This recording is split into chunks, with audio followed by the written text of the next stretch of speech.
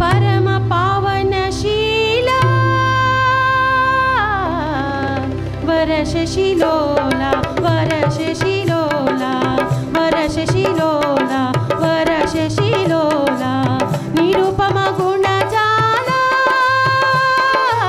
निर्जित काल निर्जित काल निर्जित काल निर्जित काल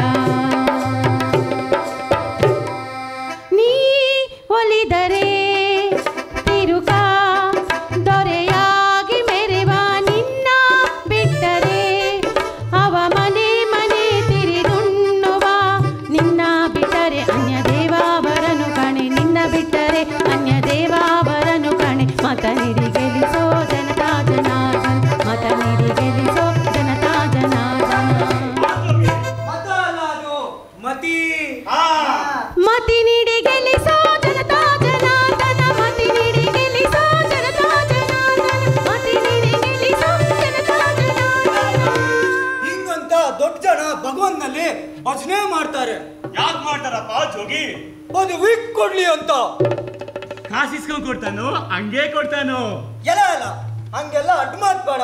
ದೊಡ್ಡ ಜನ ಹೇಳ್ತಾರೆ, ಯಾವ ಮಾನವನು ಜಗದ ಮೇಲೆ ಜನ್ಮ ಧರಿಸಿದ ಕೂಡಲೇ ಸುಖ ಸುಖ ಸುಖ ಅಂತ ಬಾಯಿ ಬಿಟ್ಟು ಅಳ್ತಾ ಇರ್ತಾನೆ. ಈ ಜನ್ಮ ಇರೋದೆ ಸುಖ ಪಡೋಕೆ ಅಂತ ತಿಳಿತಾನೆ.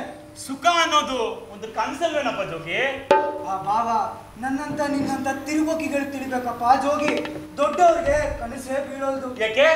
ಬಡತನ ಅನ್ನೋದವ್ರು ತಿಳಿದು ಇಲ್ಲ, ಕನಸು ಬೀಳಲ್ಲ. ಬಡವ್ರಿಗೆ ಯಾಕೆ ಬೀಳ್ತಾವೆ ಅಂತೀನಿ. ಭಗವಂತ ಬಹಳ ದೊಡ್ಡ ಜಾಣೆ ಇದ್ದಾನೆ. ಓಹೋ, ಸುಖವಾಗಿರೋ ಸಿರಿವಂತರ ನಿದ್ದೆ ಕಿತ್ಕೊಂಡು ಬಡವರು ಕೊಡ್ತಾನೆ. ಬಡವರು ಕನಸು ಕಾಣ್ತಾರೆ, ಬೆಳಗ್ಗೆದ್ದು ಬೆವರಿಸ್ತಾರೆ. ಇಂಥ ಬೆವರ ಹನಿಯನಿ ಸೇರಿ ಹಳ್ಳ ಹರಿದು ಹರಿದು ಹರಿದು 6 ಸಪ್ತ ಸಾಗರಗಳಲ್ಲಿ ಹೆಸರಾದ ಸಾಗರ ಹಿಂದೂ ಮಹಾಸಾಗರ. ಸ್ವಪ್ನ ದೀಪಗಳಲ್ಲಿ ಹೆಸರಾದ ದೀಪ ಜಂಬೂ ದ್ವೀಪ. 56 ದೇಶಗಳನ್ನು ಕಟ್ಟಿಕೊಂಡು ಕೊರಗುವ ಭರತಖಂಡದಲ್ಲಿ ಚಂಪಕಾವತಿ ಅನ್ನೋದೊಂದು ಪಟ್ಟಣ. ಎಂತ ಪಟ್ಟಣ ಅಂದ್ಯಪ್ಪ? ವಿಠಾಯಪಟ್ಟಣ. ಇಂಥ ಪಟ್ಟಣವನ್ನು ಧರ್ಮಶೇಖರ ಮಹಾರಾಜ ಆಳುತ್ತಿದ್ದ.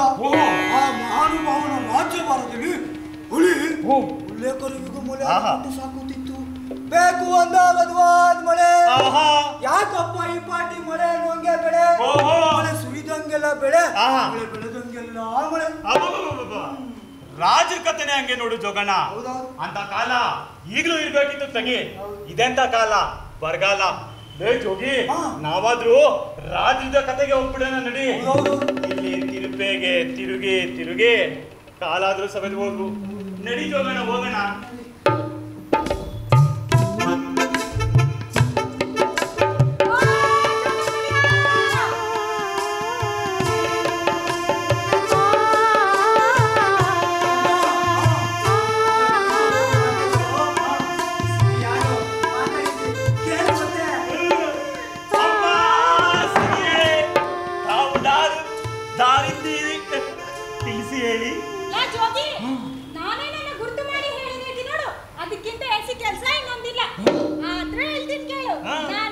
ಶಿವನ ತೊಡೆ ಏರಿದ ಉಮಾಶ್ರೀ, ಹರಿಯ ಎದೆ ಸೇರಿದ ಧನಶ್ರೀ, ಬ್ರಹ್ಮನ ನಾಲಿಗೆ ಸೇರಿದ ವಾಣಿಶ್ರೀ. ನೀನಂತ ಮತಿವಂತರ ಪಕ್ಕಕ್ಕೆ ಸೇರಿದ್ರೆ ಮತಿಶ್ರೀ. ಯಾರು ಸಿಕ್ಕಿದ್ರೆ ಹಾಳು ಚಾವಡಿ ಕಲ್ಲೇ ಗತಿ. ಜೋಗಪ್ಪ, ಹೆಣ್ಣು ಅನಾಥಳಾಗ್ಬಾರ್ದು. ಹೌದೌದು. ನಿನ್ನ ಮನೆ ಬೆಳೆದಚ್ಚಾಗ್ಲಿ. ನನ್ನೂ ನಿಮ್ಮ ಕಥೆಯೊಳಗೆ ಸೇರಿಸ್ಕೊಳ್ರು. ಆ ಕಥೆಯೊಳಗಾದ್ರೂ ಸುಖವಾಗಿರ್ತೀನಿ. ಸೇರಿಸ್ಕೊಳ್ಳೋದನ್ನ ಸರಿ, ಆದ್ರೆ ಕತೆ ಕೈ ತಪ್ಪಿದ್ರೆ ನಮ್ ತಿರ್ಪೆ ಶಿವನೇ ಗತಿ. ನನ್ನಂತ ಪ್ರಾಯದ ಹೆಂಗಸು ಇಲ್ಲದ ಕತೆ ಕಥೆಯೇ ಅಲ್ಲ ತೆಗಿ. ಹೇಳಿ ಕೇಳಿ ರಾಜರಿದ್ದ ಕಾಲಕ್ಕೆ ಹೋಗ್ತೀನಿ ಅಂತೀರಿ. ನನ್ನಂತ ವೇಷಾಸ್ತ್ರೀ ಇಲ್ಲದ ಅದೆಂತ ರಾಜರ ಕಥೆ ನಡೆದಿದ್ದು ಅಂತೀನಿ. ಆಯ್ತು ಕತೆ ಮುಂದುವರ್ಸೋಣ. ಭರತ ಖಂಡದ ಚಂಪಕಾವತಿಯ ನಾಡುವಂತಹ ಧರ್ಮಶೇಖರ ಮಹಾರಾಜ ಸತ್ನಪ್ಪ. ಯಾಕೆ ಸತ್ತ? ಏನಾಗ್ ಸತ್ತ? ಸಾಪಂತೂ ಸತ್ತ. ಎಲ್ಲಾರ್ದು ಸಾಯೋದೇ ಕತೆ. ಅಮ್ಮಯ್ಯ ನಟಿ, ಕತೆನ ಕೈ ತಪ್ಪಿಸ್ಬೇಡ. ರಾಜರು ಸತ್ರೆ ಶೋಕ ಪಡ್ಬೇಕು, ಸಂತಾಪ ಮಾಡ್ಬೇಕು, ಗುಣಗಾನ ಮಾಡ್ಬೇಕು. ಅದು ಸಂಪ್ರದಾಯ. ಮನದ ಅಂತರಂಗದಲ್ಲಿ ಒಂದು ಸಮಸ್ಯೆ ಮೊಳಕೆ ಹೊಡಿತೈತೆ. ಏನಪ್ಪಾ ಅಂತ ಸಮಸ್ಯೆ? ಮಹಾರಾಜರ ಪಟ್ಟದ ರಾಣಿ ಮೊದಲುಗೊಂಡು 16 ರಾಣಿ ನಿವಾಸದ ಯಾವ ಹೆಂಗಸರಿಗೂ ಒಂದು ಮಕ್ಕಳಾಗಲಿಲ್ಲ. ಇಲ್ಲಿ ಬಂಜೆ ಎಂಬ ಕಳಂಕ ಪಡೆದುಕೊಂಡ್ರು. ಇದ್ರಾಗೇನಪ್ಪ ಸಮಸ್ಯೆ? ಬಹರೆ ಸೈನಿಕ ಮೊದಲುಗೊಂಡು ಸೇವಕರ ತನಕ ಯಾರಾದರೂ ಸ್ವಾಮಿ ದ್ರೋಹ ಮಾಡಿದ್ರು. ಮುಂದೆ ಈ ನಾಡಿಗೆ ಒಡೆಯನಾರು ಎಂಬ ಚಿಂತೆ. ರಾಜರು ಕಣ್ಣು ಮುಚ್ಚಿ ಕಾಲು ಚಾಚಿದ ಮೇಲೆ ಶೋಕಕ್ಕಿಂತ ಹೆಚ್ಚಾಗಿ ಮುಂದಿನ ದೊರೆ ಯಾರು ಎಂದು ಚಿಂತೆ ಮಾಡಿರುವ ಪಟ್ಟದ ರಾಣಿ, ಮಂತ್ರಿ, ಸೇನಾನಿ, ರಾಜ್ಗುರು ಎಲ್ಲರ ತಲೆಗೂ ಅಧಿಕಾರ ಅನ್ನೋ ಲೋಭದವಳು ಮುಳುಗುತ್ತಿತ್ತು. ಶೋಕ ಹಿಂಗಿತು, ದಾಹ ಹೆಚ್ಚಾಯಿತು. ಅಧಿಕಾರ ಅನ್ನೋದೊಂದು ದೆವ್ವ. ಇದಿಡಿದ್ರೆ ಯಾವ ಮಂತ್ರಕ್ಕೂ ಬಿಡಲ್ಲ. ಧರೆಯ ಭೋಗವನ್ನು ಮೆಚ್ಚಿ ಮೆರೆದು ನೀನು ಕೆಡಲು ಬೇಡ. ಧರೆಯ ಭೋಗವೆಲ್ಲ ರಾತ್ರಿ ಕಂಡ ಕನಸಿನಂತೆಯೇ, ಕಂಡ ಕನಸಿನಂತೆ. ಆ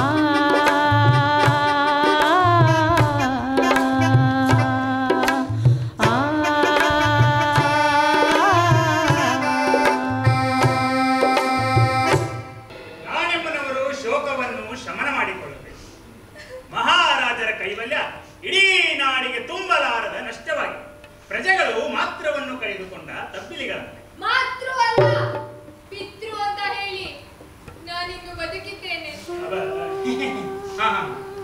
ಪಿತೃವನ್ನು ಕಳೆದುಕೊಂಡ ಮಕ್ಕಳಂತೆ ಓಡಾಡುತ್ತಿದ್ದ ಪ್ರಜೆಗಳಿಗೆ ಸಮಾಧಾನ ಹೇಳಬೇಕಾದ ನೀವೇ ಹೀಗೆ ಅಳುತ್ತಾ ಕೂತ್ರೆ ನಮ್ಮ ನಾಡಿನ ಗತಿ ಏನು? ಅತ್ತರೇನು? ಸತ್ತವರು ಮತ್ತೆ ಬರುವವರೇ? ಗುರುಗಳೇ, ಮಹಾರಾಜರು ಇಡೀ ನಾಡಿನ ಹೊಣೆಯನ್ನು ಹೊರಲಾರದ ಹೆಂಗಸಿನ ಮೇಲೆ ಒರೆಸಿ ಹೋಗಿಬಿಟ್ಟರು. ಅಮ್ಮಣಿ, ನಾಡನ್ನು ನಡೆಸಲು ನಾವಿದ್ದೇವೆ, ಉಳಿದದ್ದನ್ನು ನೋಡಿಕೊಂಡರೆ ಸಾಕು. ಏನಂದಿರಿ? ಕನ್ನಡಿ ಮುಂದೆ ಕುಳಿತುಕೊಂಡು ಬರೀ ಹಣೆ ತೋಳುಗಳು ನೋಡಿಕೋ ಎಂದು ನಿಮ್ಮ ಮಾತಿನ ಆಂತರ್ಯ. ಸತ್ಕಥಾ ಶ್ರವಣ, ದೇವತಾರ್ಚನೆ, ವೇದಾಂತ ಗೋಷ್ಠಿಗಳಲ್ಲಿ ಮಗ್ನರಾಗಿ ಮಹಾರಾಜರ ಅಗಲಿಕೆಯ ಸಂಕಟವನ್ನು ಮರೆಯಿರಿ ಎಂದದ್ದು. ನಾನಂತ ಭಾಗ್ಯವನ್ನು ಪಡೆದುಕೊಂಡು ಬಂದಿಲ್ಲ ಮಂತ್ರಿ. ಎಂತವನಾದರೂ ಒಬ್ಬ ಮಗನಿದ್ದರೆ ನೀವು ಹೇಳಿದಂತೆ ಇದ್ದು ಬಿಡುತ್ತಿದ್ದೆ. ಹೊಟ್ಟೆಯಲ್ಲಿ ಹುಟ್ಟಲಿಲ್ಲ ಎಂಬುದನ್ನು ಬಿಟ್ಟರೆ ನಾವು ನಿಮ್ಮ ಮಕ್ಕಳಂತೆ ಇದ್ದೇವಲ್ಲ. ನೀವಿಬ್ರು ರಾಣಿಗಿಂತ ಎಷ್ಟೋ ವರ್ಷಗಳು ಹಿರಿಯರಿದ್ದೀರಿ. ರಾಣಿ ಬಹಳ ಅಂದ್ರೆ ನಿಮ್ಮ ಒಡ ಹುಟ್ಟಿದ ಸೋದರಿ ಆಗಬಹುದು ಅಷ್ಟೇ. ಮಹಾರಾಜರ ಆತ್ಮ ನನ್ನೊಳಗೆ ಸೇರಿಕೊಂಡಿದೆ. ಅವರ ಉಸಿರು ಹೋದಾಗ ಅದೆಂತದೋ ದಿವ್ಯ ಶಕ್ತಿ ನನ್ನ ತೋಳುಗಳಿಗೆ ಬಂದಂತಾಯಿತು. ಅವರ ಆತ್ಮಕ್ಕೆ ಶಾಂತಿ ಸಿಗಬೇಕಾದರೆ ಅವರ ಆತ್ಮವೇ ಈ ನಾಡನ್ನು ಆಳಬೇಕು. ಮಹಾರಾಣಿಯವರು ರೋಧಿಸಬಾರದು. ನಾಡಿನ ಈಗಿನ ಪರಿಸ್ಥಿತಿಯಲ್ಲಿ ಮಹಾರಾಜರ ಆತ್ಮ ಸಿಂಹಾಸನವನ್ನು ಏರುವುದು ಸರಿಯಲ್ಲ. ಶತ್ರು ರಾಜ್ಯದವರು ಮುತ್ತಿಗೆ ಹಾಕಬಹುದು. ಮುಂದಿನದನ್ನು ರಾಜಗುರುಗಳೇ ಹೇಳಲು. ಆಧ್ಯಾತ್ಮ ನನಗೆ ಚೆನ್ನಾಗಿ ಗೊತ್ತು. ಆತ್ಮ ಪರಮಾತ್ಮನ ಸ್ವರೂಪ. ನಮ್ಮೆಲ್ಲರಲ್ಲಿಯೂ ಪರಮಾತ್ಮನಿದ್ದ. ಆತ್ಮಕ್ಕೆ ಮನುಷ್ಯರಂತೆ ಸ್ವರೂಪ ಆದಿ ಗುಣಗಳಿರುವುದಿಲ್ಲ. ಮಹಾರಾಜರ ಆತ್ಮವನ್ನು ದೆವ್ವವೆಂದು ತಿಳಿದಂತಿದೆ ಮಹಾರಾಣಿಯವರು. ಗುರುಗಳೇ, ಹೊರಶತ್ರುಗಳಿಗಿಂತ ನಾಡಿನ ಆಂತರಿಕ ಭದ್ರತೆ ಬಹಳ ಮುಖ್ಯ. ಮಹಾರಾಜರ ಹೆಸರಿನ ಮೇಲೆ ನಾವೇ ಯಾರಾದರೂ ರಾಜ್ಯವಾಳಬಹುದಲ್ಲವೇ? ಸೇನಾನಿ, ನನ್ನನ್ನು ಹೆಂಗಸೆಂದು ಲಘುವಾಗಿ ತಿಳಿಯಬೇಡ. ನಾನು ಶೂರರಾಜನ ಮಗಳು, ವೀರರಾಜನ ಪತ್ನಿ, ಬಲಶಾಲಿ ದೊರೆಯ ಒಡನಾಡಿ ಸಬಲೆಯಾಗಿದ್ದೇನೆ. ನೀವೆಲ್ಲರೂ ಒಮ್ಮತಕ್ಕೆ ಬಂದು ನನಗೆ ಆಡಳಿತ ಕೊಡಿ, ಆಮೇಲೆ ನೋಡಿ. ಹೆಂಗಸಿಗೆ ಪಟ್ಟಾಧಿಕಾರ ಮಾಡುವುದಾದರೂ ಹೇಗೆ? ಹೆಂಗಸಾಗಲಿ ಗಂಡಸಾಗಲಿ ಪಟ್ಟಾಧಿಕಾರ ಮಾಡಿಸಿಕೊಳ್ಳುವಾಗ ಒಬ್ಬರೇ ಕೂರುವಂತಿಲ್ಲ. ನೀವು ಸಿಂಹಾಸನವನ್ನು ಬಯಸುವುದು ಒಂದೇ, ಮತ್ತೊಬ್ಬ ಪುರುಷನನ್ನು ಮದುವೆಯಾಗುವುದು ಒಂದೇ. ಪ್ರಜೆಗಳು ಸುಮ್ಮನಿರುತ್ತಾರೆ? ಪ್ರಜೆಗಳೆಲ್ಲರೂ ನನ್ನನ್ನು ಹೆತ್ತ ತಾಯಿಯಿಂದ ತಿಳಿದಿದ್ದಾರೆ. ಆಡಳಿತ ಮಕ್ಕಳನ್ನು ಹೇರುವಷ್ಟು ಸುಲಭವಲ್ಲ. ನೀವು ರಾಜಕುಮಾರನಿಗೆ ತಾಯಿಯಾಗಬಹುದಿತ್ತು. ಗುರುಗಳೇ, ನಾನು ಮಹಾರಾಜರಿಗೆ 100 ಸಲ ಕೇಳಿದೆ. ಪ್ರತಿ ಸಲ ಈ ಪ್ರಜೆಗಳೇ ನಿನಗೆ ಮಕ್ಕಳು, ನೀನೇ ಒಂದು ಮಗು ಪಡೆದ ಪಕ್ಷದಲ್ಲಿ ಈ ಪ್ರಜೆಗಳನ್ನು ಮರೆಯಬಹುದು, ಆದ್ದರಿಂದ ಮಗು ಬೇಡ ಎನ್ನುತ್ತಿದ್ದರು. ನೀವು ನನ್ನ ಪತಿವ್ರತ ಗುಣವನ್ನು ಗೌರವಿಸಬೇಕಲ್ಲವೇ? ಇದು ತನಕ ಹತ್ತು ಕರೆದು ಯಾರು ದೊರೆಗಳಾಗಿಲ್ಲ. ದೊರೆ ಇರಲಿ ಇಲ್ಲದಿರಲಿ, ಆಡಳಿತ ನನ್ನ ಕರ್ತವ್ಯ. ಮಂತ್ರಿ, ಸೇನಾನಿಗಳೇ, ನೀವು ನೀವಾಗೆ ಚೆನ್ನಾಗಿ ಮಾತಾಡಬಲ್ಲಿರಿ ಎಂಬುದು ಇಂದು ನನಗೆ ತಿಳಿತು. ಮಾತಾಡಿದಷ್ಟು ಅಧಿಕಾರದ ದಾಹ ಹೆಚ್ಚಾಗುತ್ತದೆ. ನಾವೆಲ್ಲ ಧರ್ಮಶಾಸ್ತ್ರಗಳ ಅಭಿಪ್ರಾಯ ಪಡೆಯೋಣ. ದೇಶದ ಒಡೆತನ ಯಾರಿಗೆ ಸೇರಬೇಕೆಂಬುದನ್ನ ಯಾವುದಾದ್ರೂ ಧರ್ಮಶಾಸ್ತ್ರಗಳಲ್ಲಿ ಎಲ್ಲಿಯಾದರೂ ಹೇಳಿರಲೇಬೇಕಲ್ಲ. ಗುರುಗಳೇ, ಮಹಾರಾಣಿಯವರು ಇನ್ನು ಚಿಕ್ಕವರು, ಅವರನ್ನೇಕೆ ಚಿತೆಗೆ ಕಳುಹಿಸುತ್ತೀರಿ? ಸತಿ ಪದ್ಧತಿಯಿಂದ ಒಂದು ವಿನಾಯಿತಿ ನೀಡಿ. ಓಹೋ, ಈ ದೇಶದ ಧರ್ಮಶಾಸ್ತ್ರಗಳನ್ನು ನಂಬುವಾಗಿಲ್ಲ. ವಾದಿಸಿದಂತೆಲ್ಲ ಅರ್ಥಗಳು ಬರುತ್ತವೆ. ಪುರಾಣ ಕಾಲದಲ್ಲಿ ವಿಶ್ವಾಮಿತ್ರಾದಿ ಮಹರ್ಷಿಗಳು ರಾಜನಿಲ್ಲದಾಗ ರಾಜನಾಗಿದ್ದಾರೆ. ಹಾಗೆಂದು ರಾಜಗುರುಗಳು ಸಿಂಹಾಸನವೇರಲಾಗುತ್ತದೆ?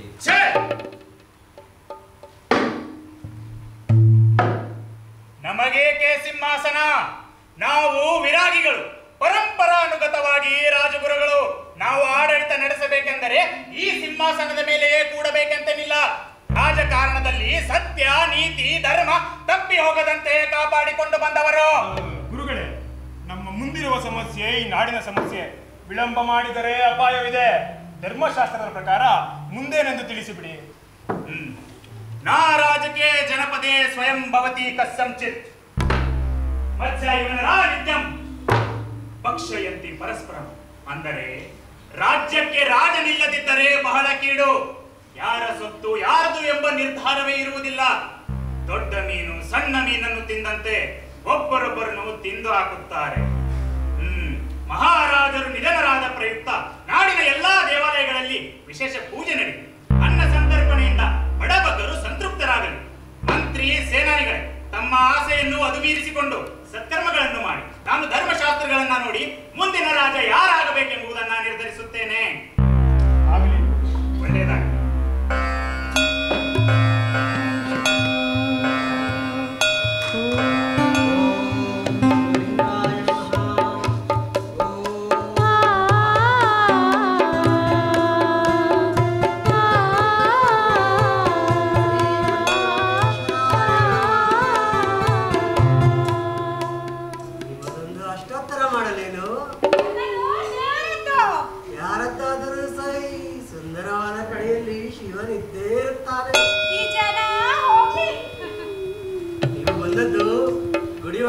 ಬೆಳಕಾಗಿ ಹೋಯ್ತು.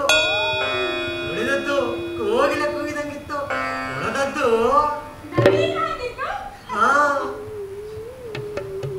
ನಿಮ್ಮ ಕಡೆಯವರು ಇನ್ಯಾರಾದ್ರೂ ಬರಬೇಕೇನು?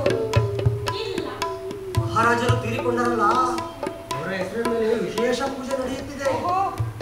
3 ಗಳಿಗೆ ತುಪ್ಪದ ಅಭಿಷೇಕ ಎಲ್ಲ ಕ್ರಮವಾಗಿ ನಡೆಯಿತು. ಇವತ್ತು ಕೊನೆಯ ಪೂಜೆ.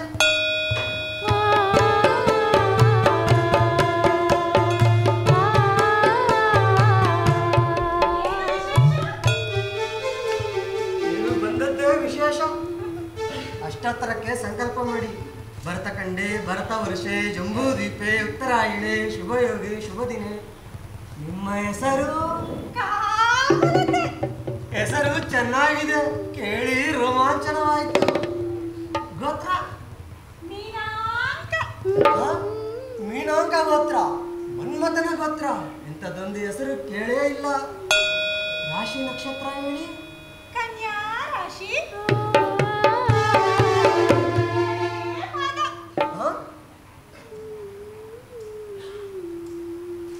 ಕಾಮಲತೆ ಅನ್ನೋದು ನಿಜ ನಾಮವೋ ವ್ಯವಹಾರ ನಾಮವೋ? ಏಕೆಂದರೆ ಕಾಮಲತೆ ಅನ್ನೋದು ಕನ್ಯಾ ರಾಶಿ ಆಗೋಲ್ಲ, ಅದಕ್ಕಾಗಿ ಕೇಳಿದೆ. ಅಂದಾಗೆ ನಿಮ್ಮ ಜನ್ಮ ಕುಂಡಲಿ ಬರೆದಾತ ಸೂರ್ಯನಾಡಿ ಸಿದ್ಧಾಂತಿಯೋ ಚಂದ್ರನಾಡಿ ಸಿದ್ಧಾಂತಿಯೋ? ಸೂರ್ಯನಾಡಿ ಚಂದ್ರನಾಡಿ ಅಲ್ಲ, ನಿಜ ನಾಮ ವ್ಯವಹಾರ ನಾಮ ಎರಡೂ ಒಂದೇ. ನಕ್ಕರೇನು? ಬಹಳ ಒಳ್ಳೆಯದು. ದೇವರ ಮುಂದೆ ನಗಬೇಕು. ಇಲ್ಲಿಗೆ ಬರೋರೆಲ್ಲ ಬಾಯಿಯ ತುಂಬ ಬೂದಿ ತುಂಬಿಕೊಂಡಿರುವವರ ಹಾಗೆ ಎಂದು ಮುಖ ಊದಿಸಿಕೊಂಡಿರುತ್ತಾರೆ. ನೀವು ನೊರೆಗೆ ನಕ್ಕು ಬಿಟ್ಟಿರಿ. ಇಂತಹ ನಂದಿ ಬಿಟ್ಟಲ ನಗೆ ನೋಡಿದ್ದೇ ನನಗೆ ಅನಿಸ್ತಿಲ್ಲ. ಚೆನ್ನಾಗಿ ಮಾಡಿದ್ದೀರಾ. ಎಲ್ಲ ಒಡವೇನು ಅಪ್ಪಟಬಾರದು. ಅರಮನೆ ದೇವಾಲಯ ನೋಡಿ, ರಾಜಮನೆತನದವರು ಹೂವಿನ ಮತ್ತು ರತ್ನ ಕೊಟ್ಟು ಪೂಜೆ ಮಾಡಿಸುತ್ತಿದ್ದರಂತೆ. ಆರೋಗ್ಯಮಸ್ತು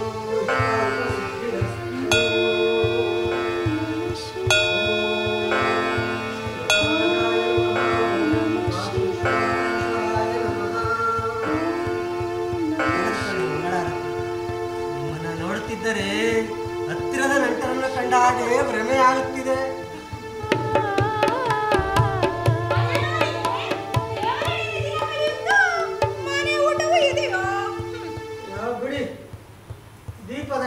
ಕತ್ತಲು, ಸಮುದ್ರದ ಅಂಟು ಉಪ್ಪಿಗೆ ಬೆಳತನ. ದೇವರನ್ನು ತೊಳೆಯೋರಿಗೆ ಯೌವನ ಇರೋದಿಲ್ಲ. ಬಾಲ್ಯದಿಂದ ನೇರವಾಗಿದ್ದಕ್ಕೆ ತೆಗೆದುಕೊಳ್ಳಿ ಪ್ರಸಾದ. ಅಷ್ಟು ಚಂದದವು ಅದನ್ಯಾಕೆ ಪ್ರಸಾದ ಅಂತ ಬೆಲೆ ಕಳಿದಿರಿ?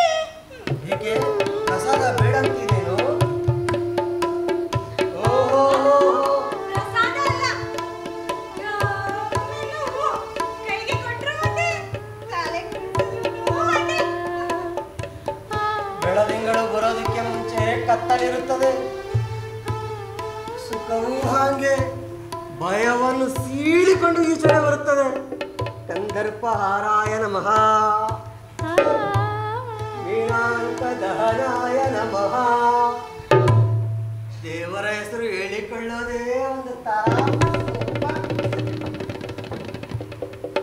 ಶಿವಾರ್ಚನೆ ಇಷ್ಟು ಬೇಗ ಸತ್ಫಲ ಕೊಡುತ್ತೆ ಅಂತ ನಾ ತಿಳಿದಿರಲೇ ಇಲ್ಲ. ದೇವರ ತಕ್ಷಣ ನನ್ನ ಬಡತನ ಎರಡು ಹಾಳಾಗಿ ಹೋಯ್ತು ಶಿವಪ್ಪ. ತಿನ್ನೋ ಹಣ್ಣು, ಕುಡಿಯೋ ಹಾಲು, ಎಲ್ಲ ತಾಂಬೂಲ ಎಲ್ಲ ಗರ್ಭಗುಡಿಯೊಳಗಿದೆ. ಕಾಲು ತೊಳೆದಿರಲಿ, ಒಳಗೆ ಕಾಲಿಡಬಹುದೇನು? ಇಲ್ಲ, ಕಾಲು ತೊಳೆಯದೆ ಒಳಗೆ ಕಾಲಿಡಬಾರದು. ಕಾಲು ತೊಳೆದು ಬರೇನು? ನಿಲ್ಲು, ಮಾತಿನ ಅರ್ಥ ಆಗಲ್ಲ. ನೀನು ಸುರಸುಂದರಿ. ನಿನ್ನ ಅಂಗಾಲು ತೊಳೆದ ಅವಳ ಗರ್ಭಗುಡಿಯ ನೆಲದ ಕಳೆ ಕಾಲಿಗಂಟ ಬಾರದು. ಅದಕ್ಕಾಗಿ ಹೀಗೆ ಮಾಡ್ತೇನೆ.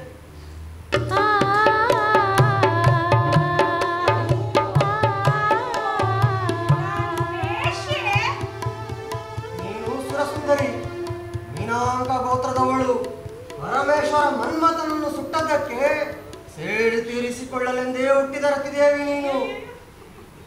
ದರ್ಶನಂ ಪುಣ್ಯಂ ಸ್ಪರ್ಶ ಪಾಪನಾಶನಂ.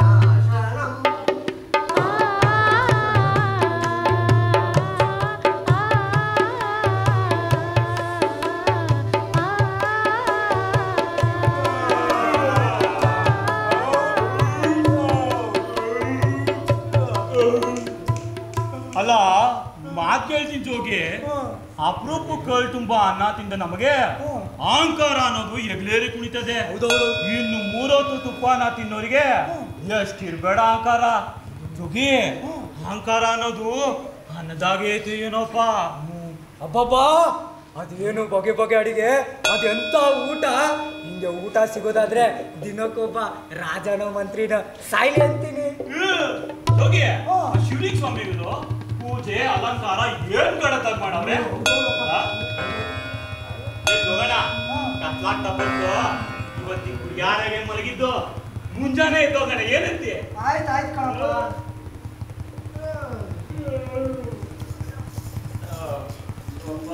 ಶಿವಲಿಂಗಯ್ಯನವರೇ, ಶಿವಲಿಂಗಯ್ಯನವರೇ, ಸದ್ಯ ಇಲ್ವಲ್ಲೋ? ಹೋಗೋಣ. ಹೊಟ್ಟೆ ಕುಸಿದ್ ಬೀಳ್ತಾ ಇದೆ, ಮೈ ಭಾರವಾಗ್ತಿದೆ, ಕಣ್ಣು ಎಳಿತಾವೆ, ನಿದ್ದೆ ಅನ್ನೋದು ನನ್ ಕೊಲ್ತಾ ಇದೆ. ತಗೋಣ, ನಾನು ಮಲಗ್ತೀನಿ. ಜೋಗಿ, ಜೋಗಿ, ಬುದ್ಧಿವಂತ. ಹೊಟ್ಟೆ ತುಂಬ ತಿಂದ, ನಿದ್ದೆ ಬಂತು. ಹಾಳಾದವನು ಕುತ್ತಿಗೆ ಮಠ ತಿಂದೆ. ಈ ಕಡುಬು ಕಜ್ಜಾಯ ಅಣ್ಣ ತಮ್ಮಂದಿರು ಕಿತ್ತಾಡ್ದಂಗೆ ಬಡ್ದಾಡ್ತಾವೆ. ನಿದ್ದೆ ಬರೋ ತನಕ ಹಾಡಾದ್ರೂ ಆಡ್ತೀನಿ. ಲಿಂಗ ಪೂಜೆಯ ಮಾಡಿದ ಬಂದು ನಿದ್ದೆನ ಕುತ್ತೋಡ್ಸಂಗೆ ಅರ್ಚಾಡ್ಬೇಡ. ಮುದ್ಕೊಂಡು ಮಲ್ಗೋ, ಇಲ್ಲ ಅಂದ್ರೆ ಈ ಗುಡಿಯ ನಿಮ್ಮ ಅಪ್ಪನ ಅಂತ ತಿಳಿದಿನಲ್ಲೇ ಶಿವಪ್ಪಂದು. ನಾ ಬೇಕಾದ ಮಾಡ್ತೀನಿ. ಅಯ್ಯೋ, ಎಲ್ಲ ಮಾಡ್ಕೋಗು. ಲಿಂಗ ಪೂಜೆಯ ಮಾಡಿರೋ ಲಿಂಗ ಪೂಜೆಯ ಮಾಡಿರೋ, ಲಿಂಗ ಪೂಜೆಯ ಮಾಡಿರೋ ನಿನ್ನೋಡು ಪ್ರಾಣ, ಲಿಂಗ ಪೂಜೆಯ ಮಾಡಿರೋ. ಶರೀರವೆಂಬೆಂಬುವನ ಹೊಸ ಹಸನ ಮಾಡಿ ಪರತತ್ವ ಬೆಳೆಯನ್ನೇ ಬೆಳೆದುಣ್ಣಿರೋ. ಶಮೇದಮೆಂಬೆಂತೆಂಬ 2 ಎತ್ತುಗಳ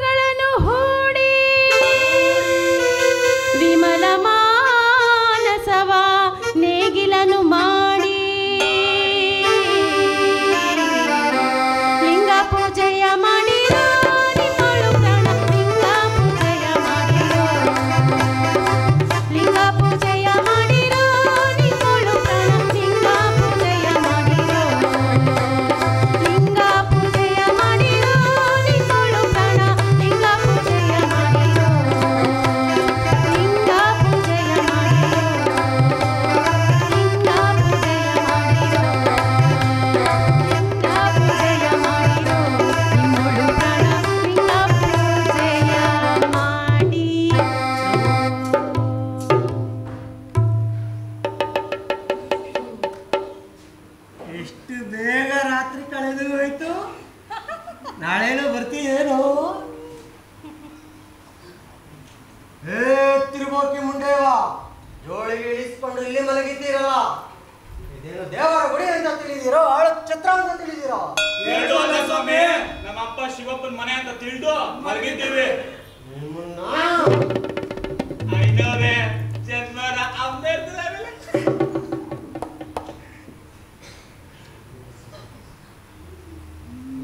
ನನ್ನದೇ ಇರೋಸು ಗುಡಿ ಸಾಯಿಸೋಕೆ ಬಂದಿತ್ತು. ಜೋಳಿಗೆ ಎತ್ಕೊಂಡು ಹೊರಡೆ. ಆಯ್ತಾಯ್ತು ಸ್ವಾಮಿ.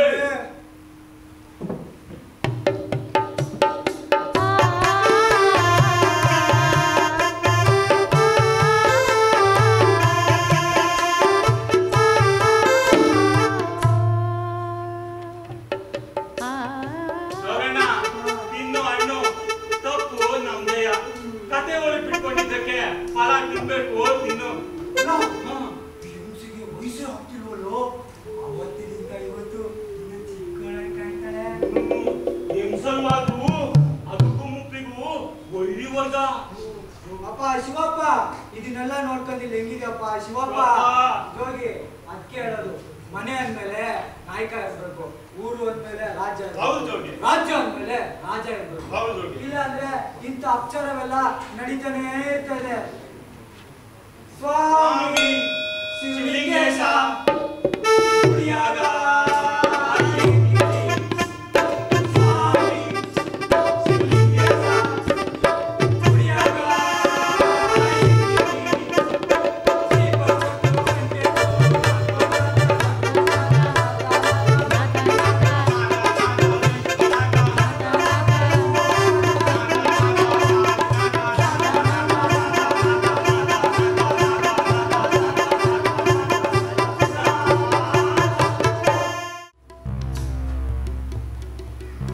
ರಾಜನಿಲ್ಲದಿದ್ದರೆ ರಾಜ್ಯವು ನೀರಿಲ್ಲದ ನದಿಯಂತೆ, ಹುಲ್ಲಿಲ್ಲದ ಬೆಂಗಾಡಿನ, ಕಾವಲುಗಾರನಿಲ್ಲದ ದನಗಳ ಹಿಂಡಿನಂತೆ.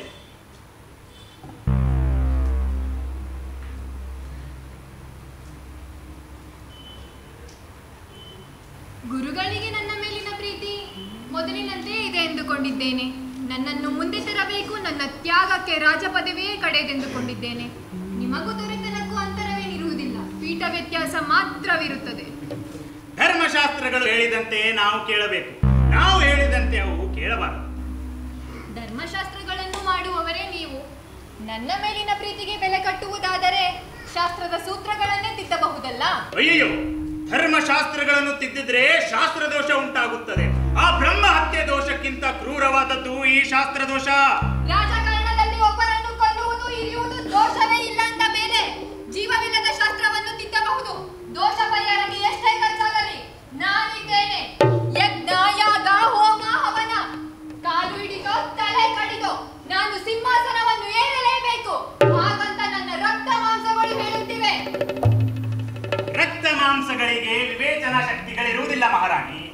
ಆಡಳಿತಕ್ಕೆ ಅನುಭವ ಪೌರುಷ ಬೇಕು. ಆಡಳಿತ ನಿಮ್ಮದಾಗಿದ್ರೆ ಆ ಮಂತ್ರಿ ಮತ್ತು ಸೇನಾನಿ ತಿರುಗಿ ಬೀಳ್ತಾ ಇದ್ರು. ನಿಮಗೆ ಸಂತಾನವಿದ್ದಿದ್ರೆ ಈ ಸಮಸ್ಯೆ ಬರ್ತಿರ್ಲಿಲ್ಲೇನೋ? ನೀರಿಗಿಳಿಯದೆ ಇದು ಯಾರಿಗೂ ಬರುವುದಿಲ್ಲ. ನನ್ನ ಸ್ವಭಾವ ನಿಮಗೆ ತಿಳಿದೇ ಇದೆ. ಅನುಭವ ಪೌರುಷಗಳು ಹೆಣ್ಣುಗಿರುವ ಸ್ವಾಭಾವಿಕ ಹಕ್ಕು. ನನ್ನ ರಾಜ್ಯ ನಾನು ವಹಿಸಿಕೊಳ್ಳಲು ಅರ್ಥ ಕರೆದು ಮಾಡಬೇಕಾಗಿಲ್ಲ. ರಾಣಿಯವರೇ, ರಾಣಿಯವರೇ,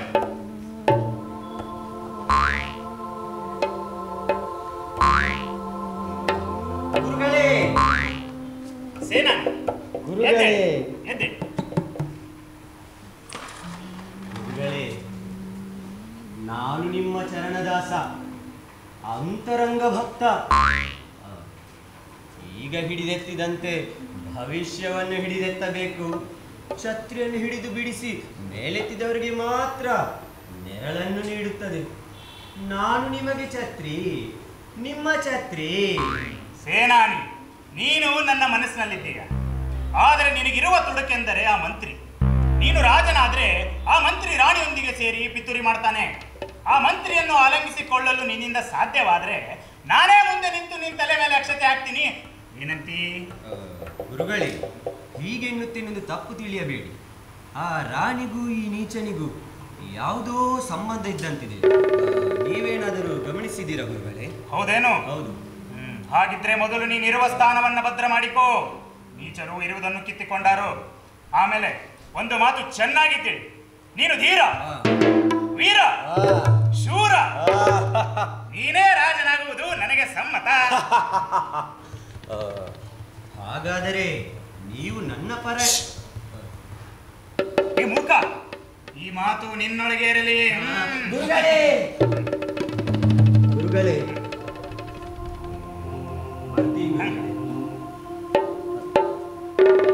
ಹೋಗಿ ಬನ್ನಿ ಸೇನ.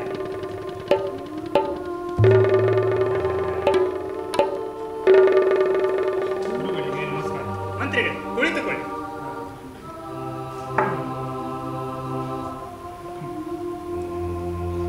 ನನ್ನ ದೃಷ್ಟಿಯಲ್ಲಿ ಮಹಾರಾಜರು ಒಳಿದಿಲ್ಲ ಗುರುಗಳೇ. ಅವರ ತಲೆ ಕೈಕಾಲುಗಳಾಗಿ ಅಂದೂ ಇದ್ದೆವು, ಇಂದೂ ಇದ್ದೆವು. ಮಹಾರಾಣಿಯವರು ಮಹಾರಾಜರ ಮನಸ್ಸಿನಂತೆ ಅಂದೂ ಇರಲಿಲ್ಲ. ಇದ್ದಿದ್ದರೆ ಬಂದೇ ಆಗುತ್ತಿದ್ದಳ, ನೀವೇ ಹೇಳಿ. ಒಂದು ಪಕ್ಷ ರಾಣಿಗೆ ಆಡಳಿತ ಕೊಟ್ಟು ಬಿಟ್ಟವೆಂದುಕೊಳ್ಳಿ, ದೇಶದ ಸಮಸ್ಯೆ ತತ್ಕಾಲಕ್ಕೆ ಬಗೆಹರಿಯುತ್ತದೆ ಹೊರತು ಮುಂದೆ ಸಮಸ್ಯೆ ಇದ್ದೇ ಇರುತ್ತದೆ. ಅಂದ್ರೆ ವಿಧವೆ ರಾಜ್ಯವನ್ನಾಳಬಹುದು, ಮಕ್ಕಳ ನಡೆಯಲುಂಟೆ. ಆದ್ದರಿಂದ ನೀವು ಒಪ್ಪಿದರೆ ನಾನೇ ಮಂತ್ರಿ ಮಂತ್ರಿ ಮಂತ್ರಿ. ನಿನಗಿಂತ ಒಳ್ಳೆ ರಾಜಕಾರಣಿ ನನ್ನ ಕಣ್ಣಿಗಿನ್ನೂ ಬಿದ್ದಿಲ್ಲ. ಆದರೆ ನಿನಗಿರುವ ತುಡುಕೆಂದರೆ ಆ ಸೇನಾನಿ. ನೀನು ರಾಜನಾದ್ರೆ ಆ ಸೇನಾನಿ ರಾಣಿಯೊಂದಿಗೆ ಸೇರಿ ಪಿತೂರಿ ಮಾಡ್ತಾನೆ. ಆ ಸೇನಾನಿಯನ್ನು ಒಲಿಸಿಕೊಳ್ಳಲು ನಿನ್ನಿಂದ ಸಾಧ್ಯವೇನು? ದೊರೆತನವಿಲ್ಲದಿದ್ದರೂ ಚಿಂತೆ ಇಲ್ಲ ಗುರುಗಳೇ. ಆದರೆ ಆ ಹೀನ ಕುಲದವನ ಕಾಲಿಗೆ ನಾನೆರಗಲಾರೆ. ದಿನದಲ್ಲಿ 100 ಸಲ ಗುರುಗಳ ಪಾದಕಿಗೆ ಹಣ ಮುಡಿಸುತ್ತೇನೆ. ಅವರಿಬ್ಬರಲ್ಲಿ ಯಾರು ಸಿಂಹಾಸನಕ್ಕೆ ಬಂದರೋ, ಗುರುಗಳಾದ ನೀವು, ಮಂತ್ರಿಯಾದ ನಾನು, ಇಬ್ಬರೂ ಘೋರ ಹಿಂಸೆ ಒಳಗಾಗುತ್ತೇವೆ. ಅದೇಗೆ? ಈ ವಿಧವೇ ಕಾಲ್ಪಡದಲ್ಲಿ ಕುಳಿತು ಕೈ ಮುಗಿಯುವುದು, ಈ ಬೇಡ ಜಾತಿಯ ಸೇನಾನಿಯ ಸಮಕ್ಕೆ ಕುಳಿತು ಶರಣಾಗುವುದು, ನಾನು ಯಾವುದರಲ್ಲಿ ಕಡಿಮೆ ನೀವೇ ಹೇಳಿ? ಗಂಡು ಮಕ್ಕಳಿಲ್ಲ, ಹೆಂಡತಿ ಸತ್ತಿದ್ದಾಳೆ, ಇದ್ದ 3 ಹೆಣ್ಣು ಮಕ್ಕಳನ್ನು ಮದುವೆ ಮಾಡಿ ಕಳುಹಿಸಿಕೊಟ್ಟಿದ್ದೇನೆ. ಇವೆಲ್ಲವೂ ರಾಜನಾಗಲು ನನಗಿರುವ ಅರ್ಹತೆಗಳು. ನಿಮ್ಮ ಸ್ಥಿತಿ ರಾಜರಾಗಲು ಯೋಗ್ಯವಿಲ್ಲ ಮಂತ್ರಿಗಳೇ. ಕಾರಣ? ಪುರಾಣ ಇತಿಹಾಸದಲ್ಲಿ ರಾಜನ ಗಂಡು ಮಕ್ಕಳಿಗಿಂತ ಅಳಿಯಂದರೇ ಹೆಚ್ಚು ಪ್ರಜಾಪೀಡಕರಾಗಿದ್ದಾರೆ. ಅವರಿಗೆ ಸದಾ ಕಾಲ ಈ ಮಾವನ ಆಸ್ತಿ ಮೇಲೆ ಕಣ್ಣು. ಗುರುಗಳೇ, ನಾನು ರಾಜನಾಗಬೇಕೆಂದು ಹಠ ಹಿಡಿಯುತ್ತಿಲ್ಲ. ಆದರೆ ಈ ವಿಧವೆ ರಾಣಿಯಾಗಲಿ, ಈ ಬೇಡ ಜಾತಿಯ ಸೇನಾನಿಯಾಗಲಿ ಪಟ್ಟಕ್ಕೆ ಬರುವುದು ಬೇಡ. ಗುರುಗಳೇ, ಒಂದು ಸೂಕ್ಷ್ಮ ವಿಚಾರ ನಿಮ್ಮ ಮನಸ್ಸಿನಲ್ಲಿರಲಿ. ಈ ವಿಧವೆ ರಾಣಿಗೂ ಈ ಬೇಡ ಜಾತಿಯ ಸೇನಾನಿಗೂ ಏನೋ ಸರಗಿನ ಸಂಬಂಧ ಇದ್ದಂತೆ ಕಾಣುತ್ತದೆ. ನಾನಂತೂ ಕಂಡಿಲ್ಲ. ರಾಜಗುರುಗಳು ಎಚ್ಚರವಾಗಿರಲಿ ಎಂದು ಹೇಳುತ್ತಿದ್ದೇನೆ. ನನಗೆ ನೀವು ರಾಜನಾಗುವುದು ಸಮ್ಮತವೇ? ನೀವು ಬೇಡವೆಂದ ಮೇಲಲ್ಲವೇ ನಾವು ಆಸೆ ಪಟ್ಟದ್ದು. ನಾನಿನ್ನು ಬರುತ್ತೇನೆ ಗುರುಗಳೇ.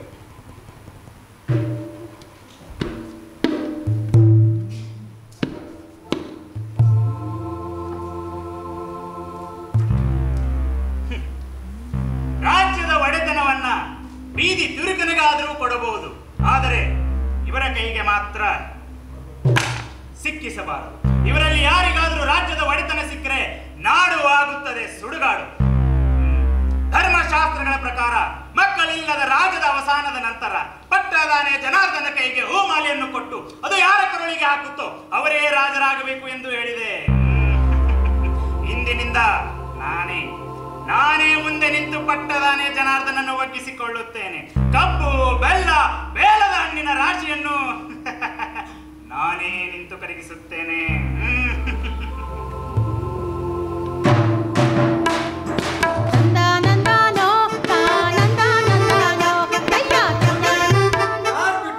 ಕತೆ ನಮ್ ಕೈ ಬಿಡ್ಲಿಲ್ಲ ನೋಡಪ್ಪ ಜೋಗಿ. ಸರಸ್ವತಿ ನಮ್ಗಲ್ದೆ ಇನ್ಯಾರು ಬಲಿದಾಳೆ ಜೋಗಿ? ಬಂತಪ್ಪ ಬಂತು ಪ್ರಾಣ ಸಂಕಟ. ಯಾರು ಬಂತು? ಯಾಕೆ ಬಂತು? ಆನೆ ಮೇಸು ಮಾವುತನಿಗೆ ಜೋಗಿ ದೊರೆತನ ಬೇಕು ಅಂತ ಕಾದಿದ್ರಲ್ಲ 4 ಜನರು. ಹೌದು. ಆನೆ ಮೇಸು ಮಾವುತನಿಗೆ ನಿದ್ದೆ ಕೆಡಿಸಿದ್ರು. ಆನೆ ಸೊಂಡಲಿನ ಮಾಲೆ ನಂಗೆ ಹಾಕ್ಸು ಅಂತ ಪೀಡಿಸಿದ್ರು. ಅಷ್ಟೇ ಅಲ್ಲಪ್ಪ, ಆನೆಗೆ ಎಂಡ ಕುಡ್ಸು ಅಂದ್ರು, ಸೀರೆ ಉಡ್ಸು ಅಂದ್ರು, ಪಂಚೆ ಓಡ್ಸು ಅಂದ್ರು. ಅಷ್ಟೇ ಅಲ್ಲಪ್ಪ, ಆನೆ ಲದ್ದಿನ ಸುಟ್ಟು ಬೂದಿ ಮಾಡಿ ಭಸ್ಮ ಅಂತ ಹಣೆಗೆ ಹಚ್ಚಿಕೊಂಡ್ರು.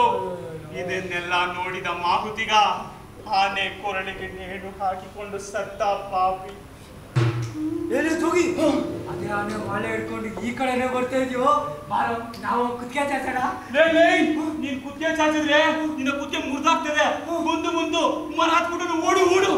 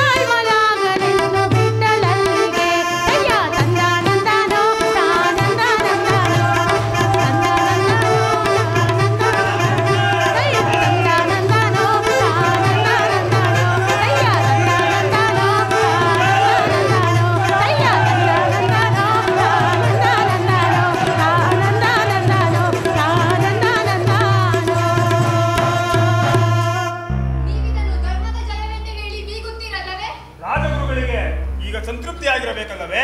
ಇದರಲ್ಲಿ ರಾಜಗುರುಗಳ ಕೈವಾಡ ಕಿಂಚಿತ್ತಿಲ್ಲವೆಂದು ನಂಬಬಹುದೇನು? ಧರ್ಮಶಾಸ್ತ್ರಗಳನ್ನು ನಂಬಿದೆವು. ಆ ದೇವರೇ ಈ ದೇಶದ ರಾಜನನ್ನು ಆರಿಸಿದಂತಾಯ್ತು. ಜನಗಳೆಲ್ಲ ಒಪ್ಪಿಕೊಂಡು ಜಯಕಾರ ಹಾಕುತ್ತಿದ್ದಾರೆ. ತಿರುಕ ರಾಜನಾಗಬಾರದು ಅಂತ ನಿಲ್ವಲ್ಲ. ರಾಜವಂಶದ ರಾಣಿ ಆಗಬಾರದು ಎಂದಿತ್ತೇನು? ಶಾಸ್ತ್ರ ನಿಯಮದಂತೆ ಆನೆ ಕೈಗೆ ಹೂಮಾಲೆ ಕೊಟ್ಟು ಅದು ತಿರುಕನಿಗೆ ಹಾಕಿತ್ತು. ಇದರಲ್ಲಿ ನನ್ನ ಕೈವಾಡವೇನಿದೆ? ಅಯ್ಯೋ, ಯಾರಾದರೂ ನನಗೆ ಅಗ್ನಿ ಪ್ರವೇಶ ಮಾಡಲು ಅನುಮತಿ ಕೊಡಿ. ಈ ಅರಮನೆ ಎಂಬ ಸುಡುಗಾಡಿನಲ್ಲಿರುವುದಕ್ಕಿಂತ ಸತ್ತು ಸ್ವರ್ಗಕ್ಕಾದರೂ ಹೋಗುತ್ತೇನೆ. ರಾಣಿಯವರೇ, ಅಯ್ಯೋ ಅಯ್ಯೋ ಅಯ್ಯೋ ಗುರುಗಳೇ, ನಮ್ಮನ್ನೆಲ್ಲ ಸಾಮೂಹಿಕ ಹತ್ಯೆ ಮಾಡಲು ಹುನ್ನಾರ ಮಾಡುತ್ತಿದ್ದಾರೆ. ಮಹಾರಾಣಿಯ ಅಗ್ನಿ ಪ್ರವೇಶವನ್ನು ಬಹಿರಂಗವಾಗಿ ಹೇಳಬೇಡಿ. ಅವರನ್ನು ಕೊಲ್ಲುತ್ತಿದ್ದಾರೆಂಬ ಭಾವ ಪ್ರಜೆಗಳಲ್ಲಿ ಬಂದೇ ಬರುತ್ತದೆ. ಚಚ, ಪಾಪ ಹುಲ್ಲು ಸೊಪ್ಪು ತಿಂದಾನಿಗೆ ಮೇಲು ಕೀಳೆಂಬ ವ್ಯತ್ಯಾಸವಾದರೂ ಹೇಗೆ ಗೊತ್ತಾಗುತ್ತೆ? ಎಲ್ಲರೂ ಸೋತು ಹತಾಶರಾದಂತೆ ಕಾಣುತ್ತಿದೆ. ನಾನು ರಾಜಗುರು, ರಾಜ ಮಹಾರಾಜರನ್ನು ತಿದ್ದಿ ತೀಡಿ ಮನುಷ್ಯರನ್ನಾಗಿ ಮಾಡಿ ಈ ದೇಶಕ್ಕೆ ಕೊಟ್ಟಂತಹ ಶ್ರೇಷ್ಠ ಗುರು ಪರಂಪರೆಯಿಂದ ಬಂದವನು. ನೀವೆಲ್ಲ ನಿಮ್ಮ ಕೆಲಸವನ್ನ ಮಾಡುವುದಾದ್ರೆ ಮಾಡಿ, ಬಿಡುವುದಾದ್ರೆ ಬಿಡಿ. ನಾನಂತೂ ಮಹಾರಾಜರನ್ನು ತಿದ್ದಿ ತೀಡಿ ಮನುಷ್ಯರನ್ನಾಗಿ ಮಾಡುತ್ತೇನೆ.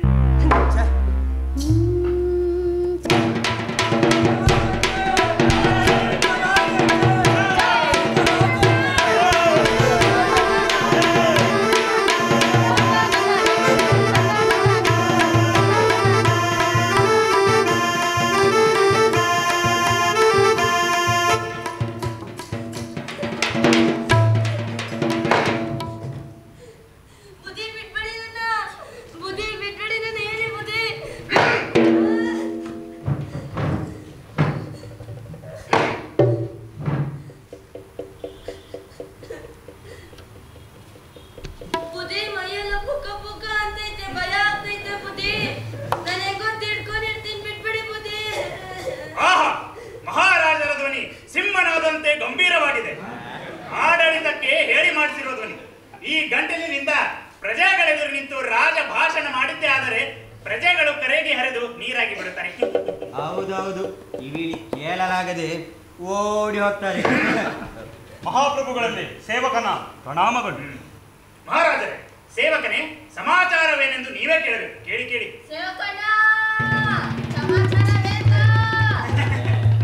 ಎಲ್ಲಾ ಸರಿ ಇದೆ, ಆದ್ರೆ ಅದು ಸಮಾಚಾರ ಅಲ್ಲ, ಸಮಾಚಾರ.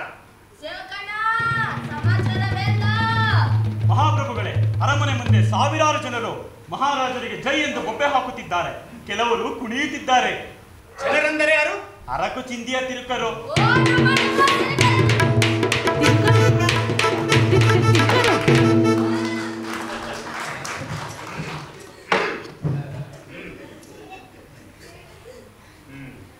ತಿರುಕರೆಲ್ಲ ಧೈರ್ಯವಾಗಿ ಅರಮನೆ ಮುಂದೆ ಬಂದು ನಿಲ್ಲುತ್ತಿದ್ದಾರೆ ಅಂದ್ರೆ ಒಳ್ಳೆಯ ಸಂಕೇತ, ಶುಭ ಸೂಚನೆ.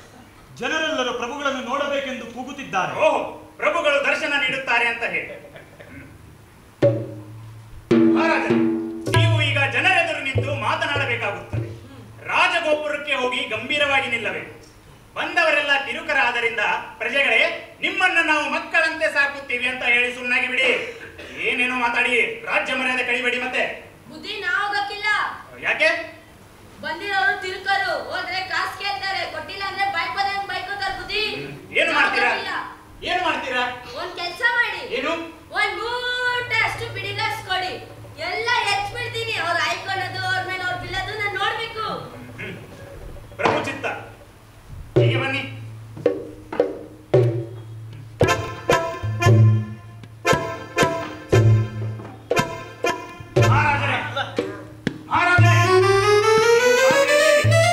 ನಾನು ನಿಮ್ಮ ಪಕ್ಕದಲ್ಲೇ ನಿಂತಿರ್ತೇನೆ. ಆಮೇಲೆ ನೀವೇ ಕಾಸು ಆಯ್ಬಾರ್ದು. ಮತ್ತೆ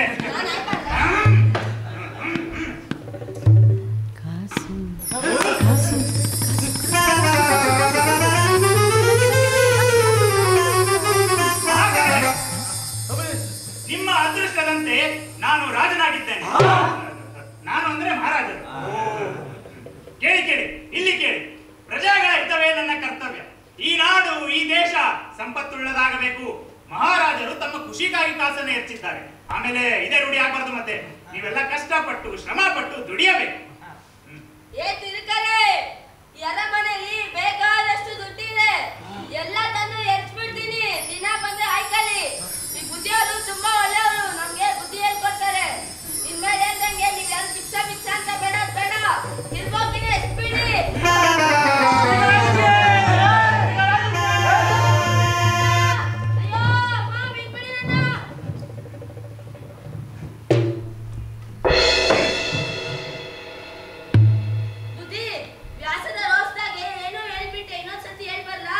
ಏನಂತ ಹೇಳ್ತೀರಾ? ತಿರ್ಕೊಂಡ್ ಸಾರಿ ಅಂತೀನಿ.